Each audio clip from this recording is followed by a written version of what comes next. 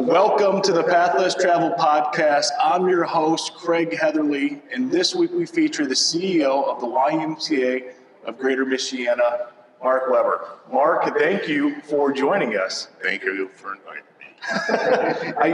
I like to kind of kick off this thing with just a random question, and I was thinking, are you a morning or an evening guy? But we already talked about this. I mean, you said you are here. Oh, I'm morning. I'm here at usually 5:30 in the morning. I catch up on emails, I get some work done, I get my workout done, and then once 8 o'clock comes around and everyone shows up, then How long has it been that way? 12 years. I've always been that way. I've always been morning. Even in my previous jobs, it's usually in at 6 in the morning. That's just when I get my best work done. So to have a great morning, you got to have a great evening or night routine. What time do you get down? Well, the joke with the staff is if they really want my attention, they schedule meetings in the morning. It's usually around 4 in the afternoon. I start to slow down a bit. No, yeah, I can see that. So what gets you up? And is it a coffee? Is it a certain routine? What is it that you do in that morning time block before you kind of get after it with work? What I've learned in the 12 years that I've been here at the Y is that I'm in the people business. And my days are spent working with my team, and I never know what my day is going to look like because I don't know what they're going to bring to me. So for me, the morning time is my time. It's my time to have my coffee. I like to check the news. I like to get caught up on emails. If there's any pressing work I need to do, I get that done. Because again, around 8 or 9 o'clock in the morning, my staff is there and my focus needs to be on them. Yeah, you wake up and you get some personal victories before the world hits you. My biggest challenge I have is that I like to have a personal trainer because I work out, but sometimes I don't push myself hard enough. But trying to find a personal trainer that wants to come in at 6 o'clock in the morning, sometimes a challenge. Well, tell us about the YMCA. In recent news, there's some exciting things on the horizon. I know you're super passionate about this organization. I've had the opportunity to just hear you speak about the Y and its impact in our community. Tell us a little bit more about the organization, and I'll ask a few more questions because there's a lot to uncover here. There is a lot. I truly believe over the past few years since COVID, we've seen transformational change at the Y. Today, we are operating in Southwest Michigan, North Central Indiana. We have 3 facilities right now, one in St. Joe, Niles, and South Bend, and soon to be announced another facility we plan to open up down in the Indiana area. In addition to that, we run a school here in Niles, one up in St. Joe, and then we have a 200-acre campground near Three Rivers, Michigan. So collectively as a organization, last year, the numbers, we impacted over 20,000 individuals in our 3 markets. 20,000 individuals. On top of that, we had an impact of over 4,500 individuals go through our gates of YMCA Camp Everhart. So pretty much close to 25,000 people are touched by the YMCA, one form or fashion, through youth development programs, healthy living programs, or some of the social services that we provide in our community. So that's the part that's really exciting, very proud of. As far as our programs are concerned, we do everything the gamut from early childhood programming. We actually have a team of teachers and educators that just focus on preschool programming, early childhood activities, wraparound programs in collaboration with our school systems. From the more senior, let's face it, we've got baby boomers that are getting up there in age. We are seeing tremendous growth in some of our senior programs. So we have these evidence-based programs, enhanced fitness programs geared specifically for our older population that we operate in all 3 of our markets. Out at Camp Everhart, we have our resident camp. Our last 2 years, we've had record number of campers that have come out for a whole week to experience magic at camp. In addition to that, we have day campers that come out there during the summer months. And then what's really exciting is that we work with a lot of our school systems in our area, both Indiana and Michigan, to bring outdoor education. So schools will bring their whole classes out to camp for a couple of days just to experience the camp, the campfires, and engage in the activities out there. And What I love about camp the most is that our camp director is very adamant.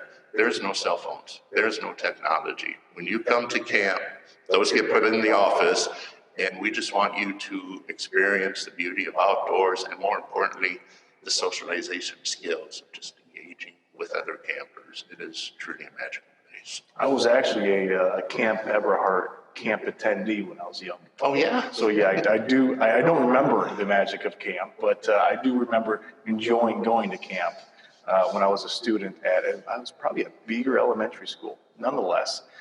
So you talked about kind of what's happening with the Y and some of the services that you do and the different locations. What is on the horizon for the Y? The Y is an organization, as I shared with you, that we really focus around youth development, healthy communities, and we continue to evolve to meet the needs of our communities. So for example, what we do in South Bend is different than we do in Niles or St. Joe because each community is different. Right. Just to give you a prime example, the Y has been in our community for about 150 years. It's been here a long time. Long time. And early on in South Bend, the Studebaker brothers reached out to the Y and decided to partner with them. And one of the things they said to the Y is, we will build you a YMCA, but what we need in our community is housing. Because as they were building up their factories, they were seeing all these individuals coming to South Bend to try and get a job.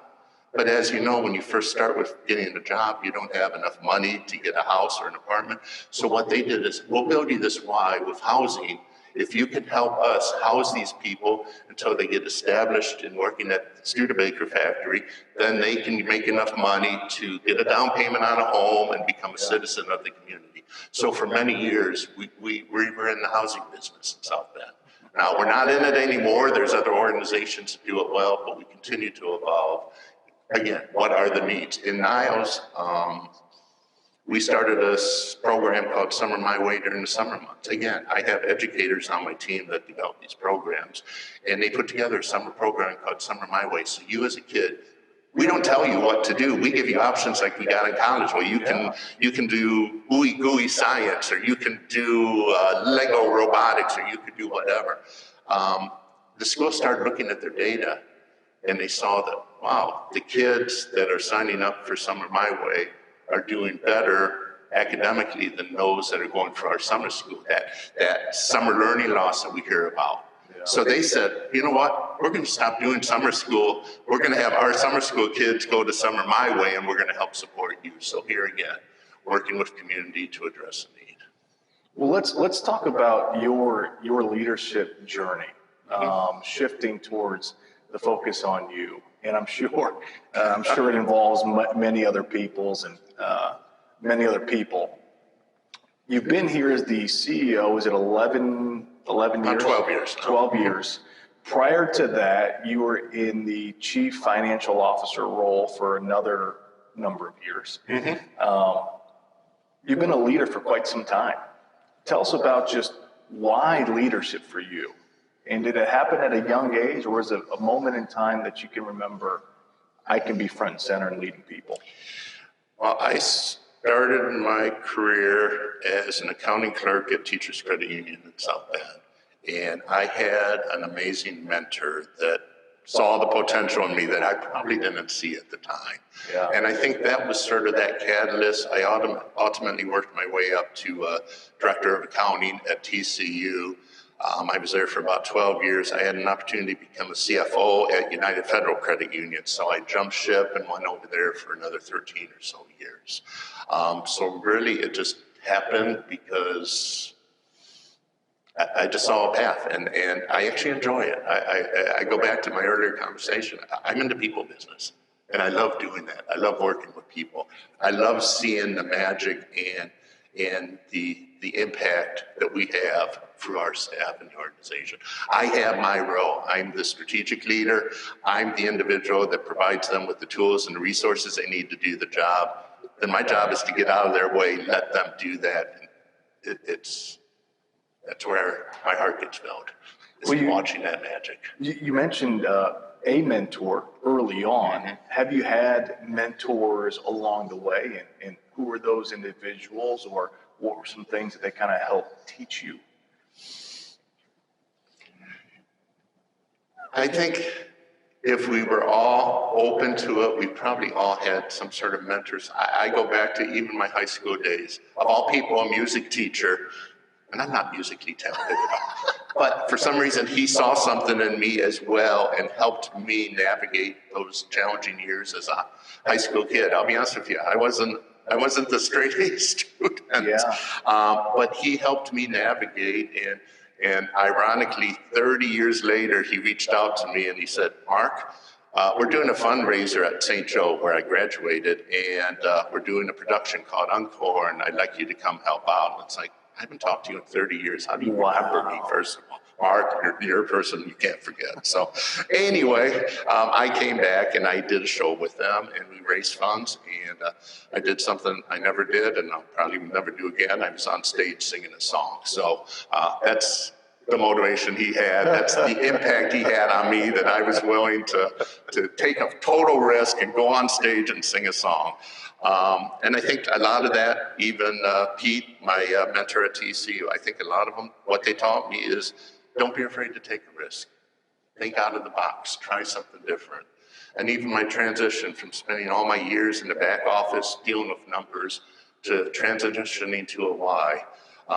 When I was approached to take over the Y, it was the chairman of the board here of the Niles facility, and she approached me because she knew I was getting ready to transition out of the credit union space. She said, Mark, we want you to come and run the Y for us. And I scratched my head, we had some conversations, and finally I said, I don't understand, why me? I know nothing about a YMCA. She said, Mark, you know business. You got a business brain, you have a Y heart. That's the type of person we need to run our association. And I think we've had a good, successful run over the past 12 years. You mentioned some of the advice they gave you. Don't be afraid to take a risk. Mm-hmm. And if you lean into that many times and you buy into that, you're going to fail.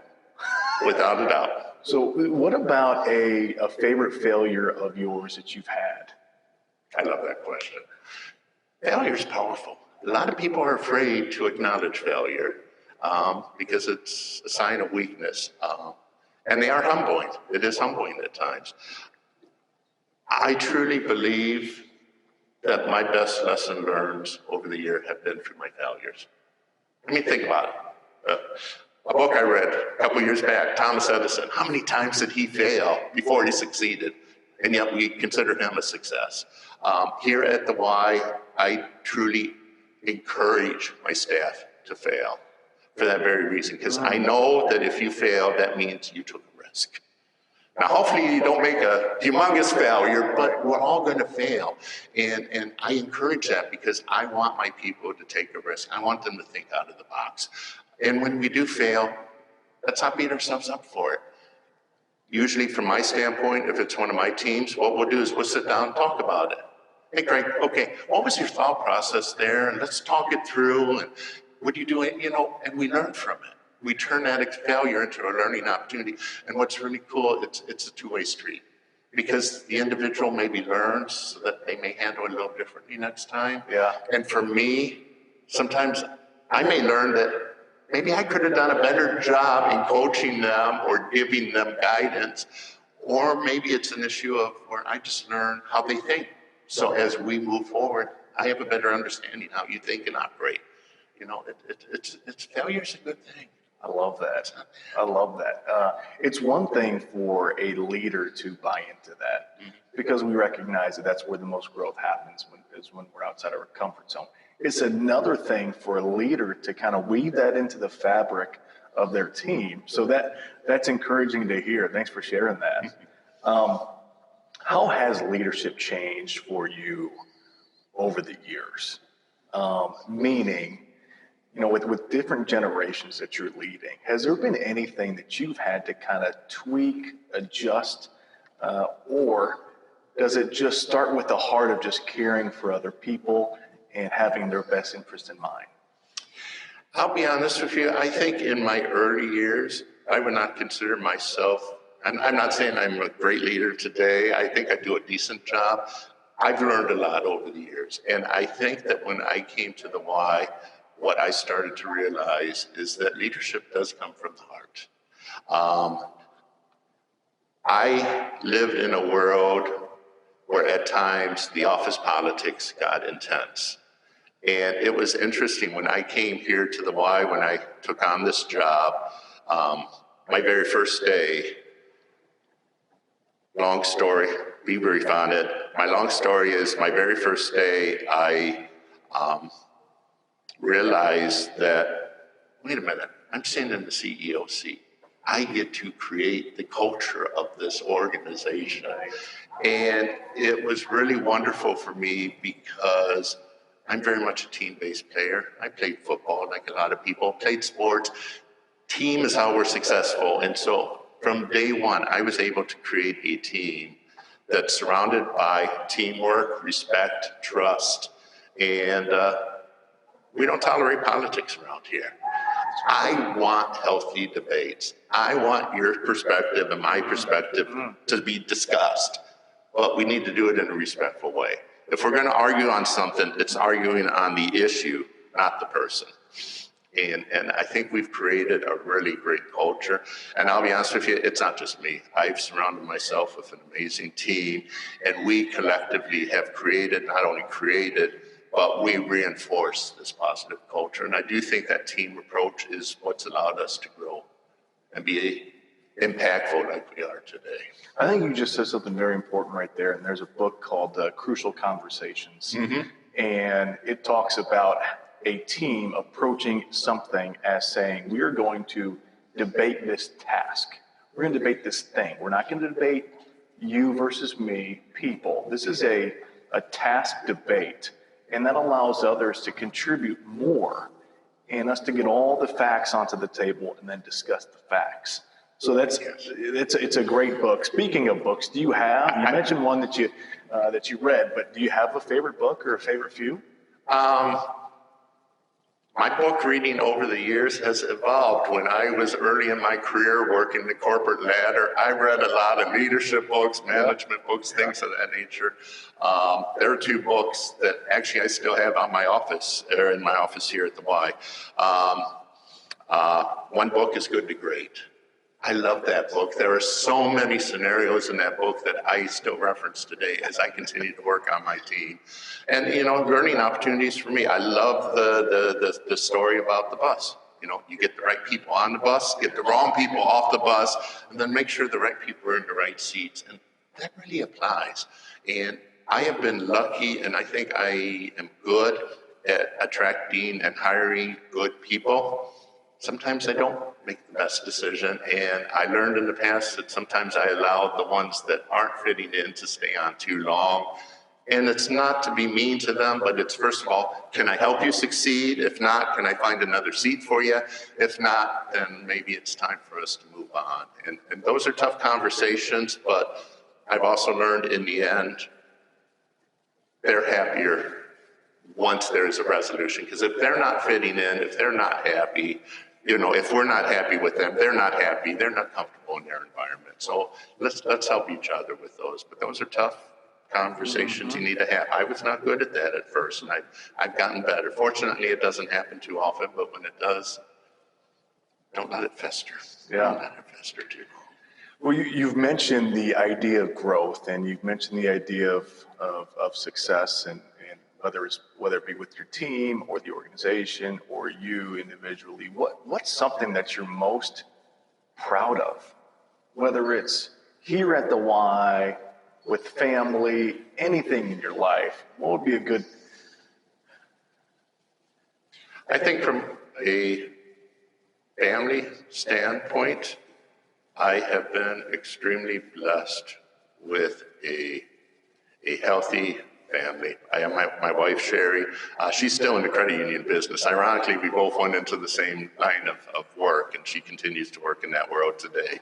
My daughter is works for a foundation here in Buchanan, She gets to work with high school kids and gives out scholarships so they can go to college. And then my son actually works for another credit union too as a commercial loan person. And we have a 5-year-old granddaughter right now, which has my total attention right now. Unfortunately, she's going to get spoiled rotten. And we have another one on the way, which I'm not sure my daughter wants me to say that yet. We have another one on the way. So I am blessed with a very good family. From a Y standpoint, I am surrounded. We have 450 employees, and I am surrounded by amazing individuals. And, I could talk for hours about the people because at the end of the day, they're the ones that do the magic. It's not me. I'm just one piece in the process there. And I have been extremely lucky with that. And our growth would not have happened without that team. As a grandpa, how is it being a grandpa versus being a parent? How's that dynamic? Oh, much better. Come on. I get to spoil her rotten, and then, okay, here, Mom, Dad, take her back. Oh, that's great. Well, what are some ways that you mentioned earlier that you say yes to a lot of things? Mm-hmm. And I think that's a struggle for leaders. It is knowing what to say yes to and what to say no to. How do you balance that? And maybe you can't balance it. I don't know. I do have a problem of saying no. My team does a good job of helping me stay in check at times. My wife does a good job keeping me in check at times. I think at the end of the day, if there's an opportunity for me to make a difference, how do you say no? And really that's where I'm at. I'm on multiple boards in the communities because I do feel that I give something back to it. If I'm not feeling I'm adding value, then I step down from them. I think from the Y standpoint, we have a lot of organizations. We collaborate with hundreds of different organizations in North Central Indiana, Southwest Michigan, and we're always open to how can we work together. I truly believe we can do a lot on our own, but we can do so much more when we collaborate with other organizations. And that's, if someone wants to come and talk with us, I'm willing to give them the time of day. Let's figure it out, see if we can work together. And you know what? Not too often, but every now and then we say, okay, this isn't the right fit. That's fine. Other times, yeah. It's like with the school systems. It's like with the hospitals. It's like with so many other groups that we work with. The South Bend Benny Parks and Arts, we have a great partnership going on with Jordan and his team right now. Well, you talk about schools, and you mentioned the story earlier of the music teacher. If you were to look back and talk to a 16-year-old Mark that's in music class, and you were to give him advice, or just advice to a younger generation, what would you tell him?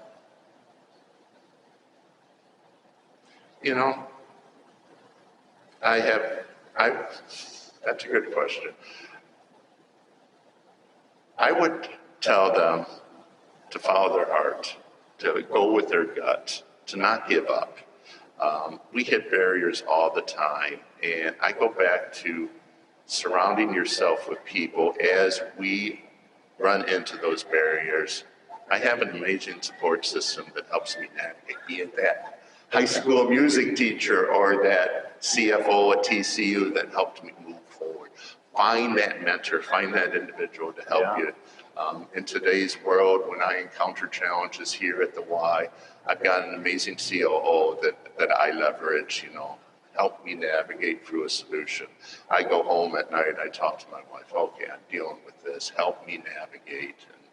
And that's how I make it through the day. It's follow your gut and leverage the people around you. Follow your gut and leverage the people. I love that. I've got two final questions for you. If you had a billboard and you had a message that you could communicate to people in a community or across the world, what would that message be?